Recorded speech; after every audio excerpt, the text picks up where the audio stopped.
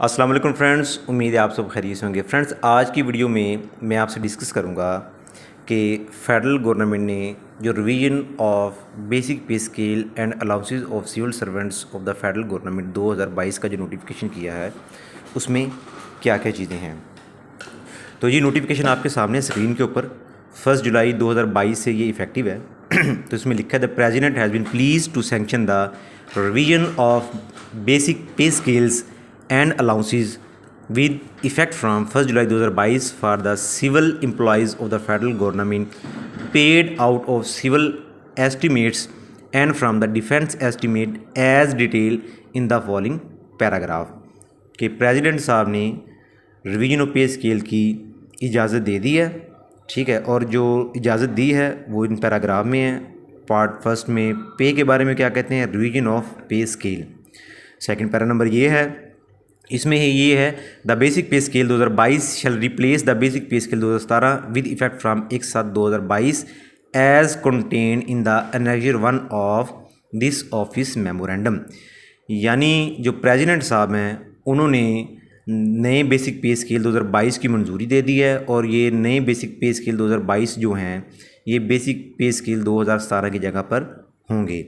यानी अब जो 1 जुलाई 2022 से new basic pay scales 2022 effective होंगे, और इसमें जो डिटेल है इंक्रीमेंट वगैरह की और मिनिमम जो पे है उसकी और मैक्सिमम पे की वो एनेक्जर 1 दिया हुआ है। मैं पहले उसी पे जाता हूँ। तो ये देखें एनेक्जर 1 है। यहाँ पर जो एग्जिस्टिंग बेसिक पे स्केल 2017 हैं वो दिए हुए हैं। उसमें पहले कॉलम के अंदर बेसिक पे स्केल दे दिया 1 से लेकर 22 तक। फिर मिनिमम स्टेज दे दी कि जो बंदा फ्रेश अपॉइंट होगा उसकी पहले स्केल की तनख्वाह 9,130, दूसरे की 9,310, 9,610, इस तरीके से ये 22 तक चलेगी। इंक्रीमेंट के रेट भी इन्होंने जो ओल्ड है वो दिए हुए हैं। सेकंड जो थर्ड जो कॉलम है, जो पहले स्केल की 290, दूसरे की 330, तीसरे की 390, इस तरीके से ये स्केल 22 तक जाती है। फिर मैक्सिमम स्टेज दी हुई है, जैसे 17,830, 19,210, 21,310, इस तरीके से ये 22 स्केल तक जाएगी। आगे इन्होंने डिटेल दी हुई है सारी, टोटल जो है वो बेसिक पे स्केल 2022 की, और आगे स्टेजेस भी दी हुई हैं कितनी स्टेजेस तक जाएगी। अब 22 में देखते हैं। पहले स्केल की जो सैलरी पहले थी बेसिक पे स्केल 2017 की इनिशियल जो बेसिक पे थी स्केल 1 की वो थी 9,130, अब कर दी 13,550। एक हैंडसम इजाफा है। पहले इंक्रीमेंट 290 थी, अब 430 कर दी है। एक अच्छा, ये भी एक हैंडसम इजाफा है। उसके बाद जो मैक्सिमम जो स्टेज थी 17,830 पहले स्केल की, अब कर दी 26,450। आप अपने रेलेवेंट स्केल के मुताबिक इसको देख लें। ये एक हैंडसम इजाफा किया गया है, जिससे जो हाल ही में रिटायर होने वाले फेडरल गवर्नमेंट के एम्प्लॉयज़ हैं उनको बहुत फ़ायदा होगा, उनकी पेंशन और उनकी ग्रेजुटी में, और बाकी जो उनके बेनिफिट्स हैं उसके अंदर। अगर कोई बंदा सरकारी एम्प्लॉई जिसकी डेथ होती है उसको भी, उसकी फैमिली को भी एक हैंडसम अमाउंट मिलेगी इसकी रिवीजन से, ठीक है। उसके बाद हम चलते हैं। ये पैरा नंबर जो 2 था ये हमने कंप्लीट कर लिया। पैरा नंबर 3 आ गया, फिक्सेशन ऑफ पे ऑफ द एग्जिस्टिंग एम्प्लॉयज़। यानी जो एम्प्लॉयज़ पहले से काम कर रहे हैं उनकी पे को फिक्सेशन कैसे करना है। जैसे अगर एक बंदा पहले ही जूनियर क्लर्क काम कर रहा है, उसकी पे अब 2022 में क्या होगी उसके बारे में बताया हुआ है। इसको डिटेल में समझते हैं क्या है ये। The basic pay of an employ in service on 30/6/2022 shall be fix in the basic pay scale 2022 on point to point basis that is at the stage corresponding to that occupied by him her above the minimum of basic pay scale 2017। यहाँ पर वो कह रहा है कि जो जैसे एक बंदे की पॉइंट टू पॉइंट ये होगी, फिक्सेशन होगी।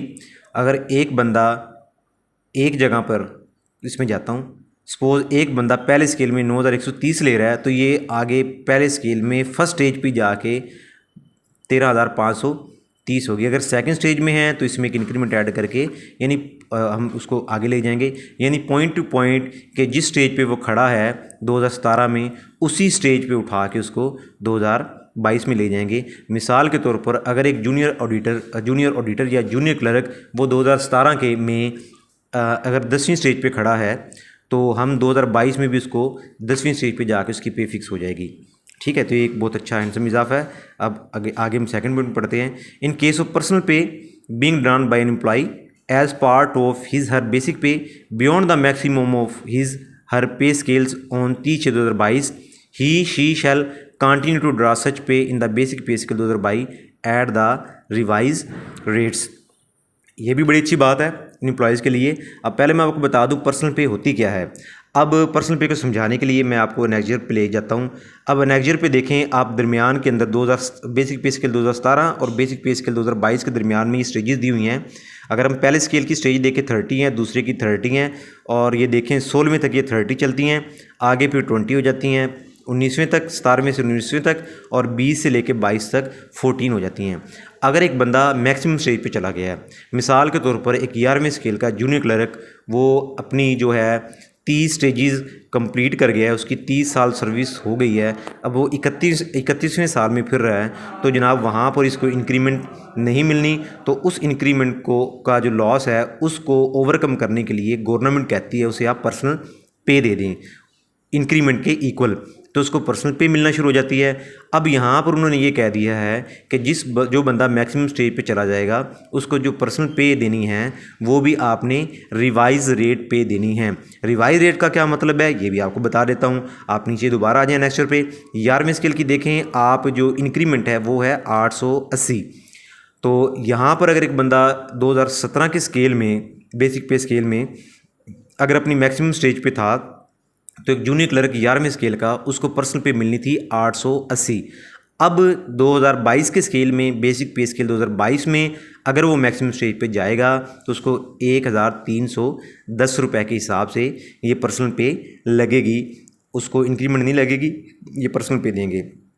आगे चलते हैं नंबर 4 पे, fixation of pay on promotion. Promotion होगी तो उसकी सूरत में फिक्सेशन कैसे होगी। In case of promotion from a lower to higher post scale before introduction of the scale, कि अगर एक बंदे की प्रमोशन लोअर स्केल से अप स्केल हो गई है, इन स्केल के यानी स्केल बेसिक पे स्केल 2022 के इंट्रोडक्शन करवाने से पहले, the pay of the employ concern in the revise pay scale में बी फिक्स्ड, उसके रिवाइज पे स्केल में इसको फिक्स किया जाएगा, and so enhance that it would not be less than the pay that would been admissible to him if the promotion to the higher post scale had taken place after the introduction of the scale, कि अगर इन scale से पहले उसकी promotion हुई है और उसकी पे फिक्स हुई है, और इस जो scale basic pay scale 2022 introduce करवाए गए हैं उसमें आप पॉइंट टू पॉइंट जाएंगे, तो आपने उसकी पहले सैलरी थी 2017 के स्केल के अंदर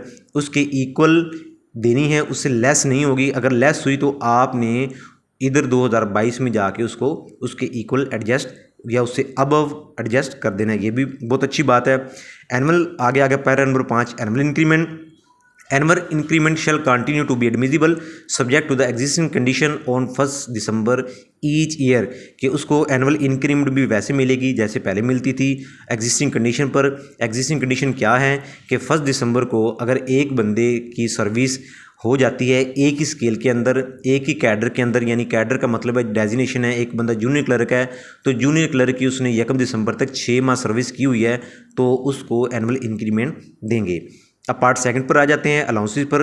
ad hoc allowances upon introduction of basic pay scale 2022 the following ad hoc relief allowances granted with effect from 1/7/2016, 1/7/2017, 1/7/2018, 1/7/2019 and 1/7/2021 shall cease to exist with effect from 1/7/2022। इसका मतलब है कि जो अडॉक रिलीफ अलाउंस पहले मिले थे फेडरल एम्प्लॉयज़ को 2016 में, जुलाई 2016 में, 2017 में, 2018 में, 19 में और 21 में, वो अब ख़त्म कर दिए गए हैं, मर्ज कर दिए गए हैं, और उनकी डिटेल यहाँ पर दी हुई है कि कौन कौन से अलाउंसेस थे। देखें आप टेबल में देखें, सीरियल नंबर 1 पे अडॉक रिलीफ अलाउंस 2016 था, ठीक है, और ये ऑफिस मेमोरेंडम एंड डेट, ये हवाला दिया गया किस लेटर के थ्रू ये एडमिजिबल था, आगे एडमिजिबल रेट दिया हुआ है।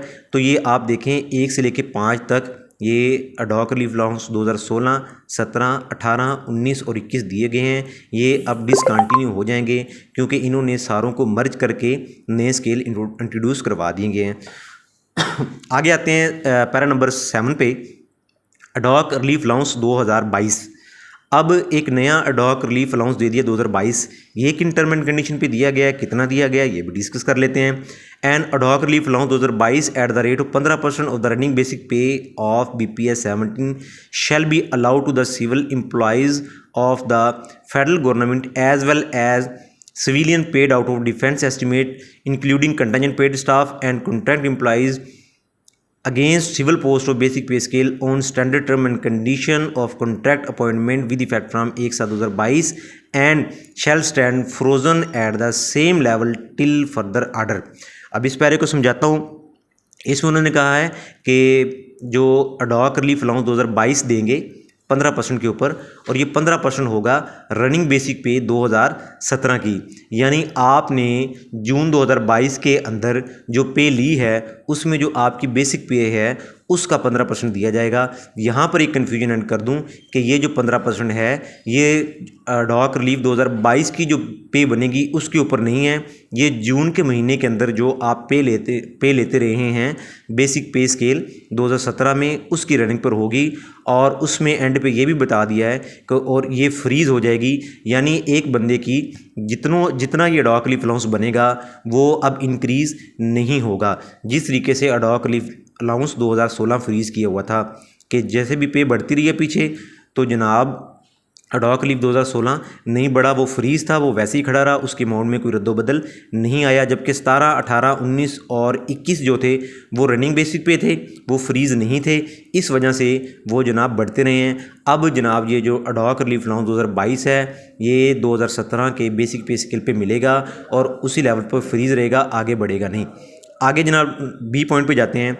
All the new entrants shall be allowed ad hoc relief allowance 2022 at the rate of 15% of the minimum of the relevant basic pay scale 2017 on notional basis with effect from 1/7/2022 till further order and shall stand frozen at the same level. अगर एक बंदा new appoint होकर आता है तो उसके लिए ये रूल बताता है कि जनाब उसको अडॉक रिलीफ 2022 मिलेगा, लेकिन वो मिलेगा जो बेसिक पे स्केल 2017 की जो इनिशियल बेसिक पे होगी। मिसाल के तौर पर अगर और उसी लेवल पर फ्रीज़ हो जाएगा। अब मैं इस पॉइंट को समझाने के लिए इस पर जाता हूँ। मिसाल के तौर पर अगर एक बंदा 11वें स्केल में अपॉइंट होता है तो उसकी जो ये बेसिक पे स्केल इनिशियल थी 2017 में ये थी 12,770, ये इसके ऊपर 15% मिलेगा और वो फ्रीज़ हो जाएगा। फर्दर अगर कोई इंक्रीज़ होती है बेसिक पे में तो वो ये अलाउंस इंक्रीज़ नहीं होगा। आगे जनाब सी पे आते हैं। The ad hoc relief allowance will be subject to income tax, यानी इनकम टैक्स जब कैलकुलेट करेंगे तो इसकी अमाउंट को इंक्लूड करेंगे, एक्सक्लूड नहीं करेंगे, इसको एग्जाम्प्ट नहीं किया गया। ये इसमें कोई चेंज नहीं है, ये पहले भी कोई भी अडॉक रिलीफ अलाउंस एग्जाम्प्ट नहीं था 16 से लेकर 21 तक। आगे डी पॉइंट पे जाते हैं। The ad hoc relief allowance will be admissible during leave and entire period of LPR except during extra ordinary leave, यानी ये जिस किस्म की भी आप लीव लेंगे ये उसमें मिलेगा आपको। अगर एक बंदा LPR पे जाता है उसमें भी उसको मिलेगा, लेकिन अगर एक्स्ट्रा ऑर्डिनरी लीव लेते हैं तो ये उसको नहीं मिलेगा। आगे ई पॉइंट पे जाते हैं। The ad hoc relief allowance will not be treated as a part of emoluments for the purpose of calculation of pension gratuity and recovery of house rent. वो ये कहते हैं यहाँ पर कि इस अलाउंस को आप बेसिक पे का हिस्सा नहीं बनाएंगे, ठीक है। जब आप पेंशन कैलकुलेट करेंगे या ग्रेजुटी कैलकुलेशन करेंगे इसको आप ट्रीट नहीं करेंगे, इसको कैलकुलेट नहीं करेंगे किसी भी जगह पर। और अगर आपको रिकवरी हाउस रेंट की रिकवरी बनती है तो फिर भी आप इसको उसके अंदर नहीं लेके जाएंगे, आप इसको कैलकुलेशन में नहीं लेकर आएंगे। आगे नंबर एफ पे जाते हैं। The ad hoc relief allowance will not be admissible to the employee during the tenure of posting deputation abroad, कि अगर एक बंदे को फॉरेन कंट्री में किसी बाहर वाले मुल्क में उसकी पोस्टिंग करते हैं या डेपुटेशन पे भेजते हैं तो उसको ये अलाउंस नहीं मिलेगा। द अडॉक आगे पढ़ते हैं। The ad hoc relief allowance will be admissible to the employees on their repatriation from posting deputation abroad at the rate and amount which would have been admissible to them had they not been posted abroad. अगर एक बंदा abroad से वापस आता है तो फिर ये अलाउंस उसको मिलना शुरू हो जाएगा। आगे एच पे चलते हैं। पॉइंट एच पे। The ad hoc relief allowance will be admissible during the period of suspension. अगर एक बंदा सस्पेंड होता है तो सस्पेंशन के कंप्लीट पीरियड के अंदर उसको ये अलाउंस एडमिसिबल होगा, मिलता रहेगा। नंबर आई पे चलते हैं। The term basic pay will also include the amount of personal pay granted on account of annual increments beyond the maximum of the existing pay scale. जो पर्सनल पे है इसके बारे में मैंने आपको पहले बता दिया है, तो यहाँ पर वो बताता है जो बेसिक पे है इससे मुराद आप ये लेंगे कि इसके अंदर जो बंदा मैक्सिमम स्टेज पे पहुँच गया है और उसको पर्सनल पे मिल रही है उसको इंक्लूड करेंगे। ठीक है जनाब, ये भी बड़ी अच्छी बात है और ये पहले भी ऐसे होता था, कोई चेंज नहीं है। आगे पॉइंट 8 पे जाते हैं। Special pay and allowances. All the special pays special allowances are the allowances admissible as percentage of pay excluding those which are capped by fixing maximum limit including house rent allowance and the allowances special allowances equal to 1 month basic pay granted to federal government employees irrespective of his her posting in ministry, department, division, office, etc., including civil employees in basic pay scales 1 to 20 of judiciary shall stand frozen at the level of admissibility as on 30/6/2022। ये थोड़ा सा favourable point नहीं है, इसमें वो कहता है तमाम स्पेशल पे या अलाउंसेस जो किसी भी मिनिस्ट्री को, डिवीज़न को, डिपार्टमेंट को, ऑफिस को और जुडिशरी के एम्प्लॉयज़ को जो BPS 1 से 22 हैं वो मिल रहे हैं बेसिक पे के ऊपर, परसेंटेज के ऊपर मिल रहे हैं, 1 month बेसिक पे के इक्वल हैं, वो वहाँ पर फ्रीज़ हो जाएंगे। इसका नुकसान ये होगा कि मिसाल के तौर पर अगर एक बंदे को, एक डिपार्टमेंट को या एक ऑफिस को एक कोई अलाउंस मिल रहा है उसकी रनिंग बेसिक पे के ऊपर 100%, तो जैसे जैसे उसकी बेसिक पे बढ़ती जाएगी वो अलाउंस भी बढ़ता जाएगा।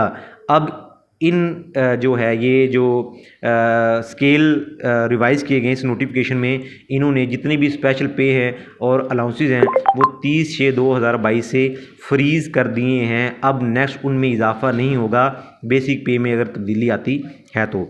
आगे नंबर 9 है, ऑप्शन है जैसे पहले दी जाती है हर नोटिफिकेशन में, ये शिकदर शामिल की गई है। The ministry, division, department, office to which an employ belongs and और on whose payroll she is born shall obtain an option in writing from such employee within 30 days commencing from the date of issuance of the office memorandum and communicate it to the concerned account office DDO as the case may be either to continue to draw salary in the scheme of basic pay 2017 or in scheme of basic pay scale 2022 as specified in the office memorandum। option 1 exercise shall be considered final.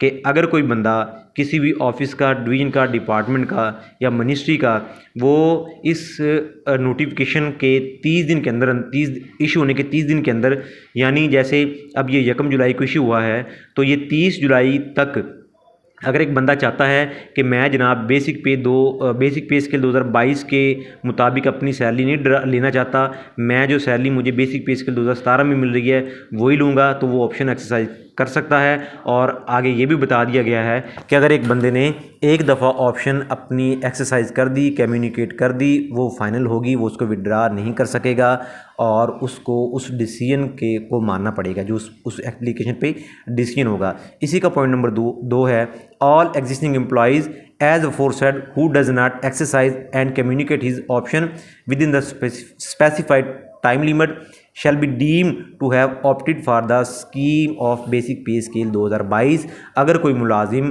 अपनी option exercise नहीं करता तो ये समझा जाएगा कि वो जनाब चाहता है कि उसकी पे बेसिक पे स्केल 2022 के मुताबिक रन कर दी जाए।